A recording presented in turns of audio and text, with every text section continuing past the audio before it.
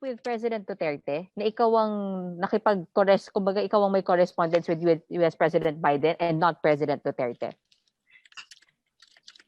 Hindi naman sa inuunahan ko ang ating pangulo, no.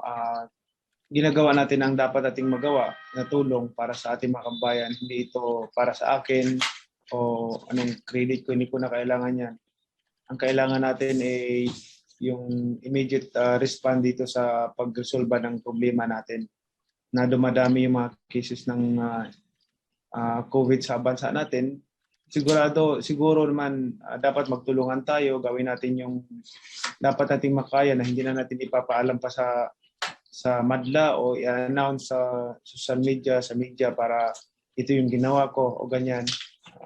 Kailangan sarili nating effort na magtrabaho tayo para makatulong tayo sa ating bansa. Last na on my part, Senator. Sir, bakit kayo mismo na yung napasulat kay US President Biden? Is it safe to say, sir, na nababagalan din talaga kayo sa pagpasok ng vaccine sa bansa? Actually, medyo na directly prangka ako magsalita.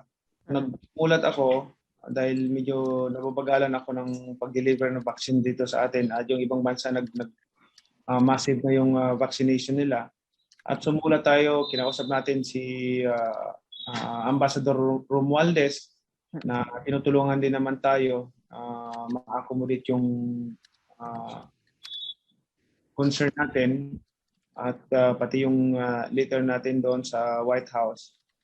At siya ang tumutulong din sa atin na ma-accommodate yung sulat natin doon sa kay President.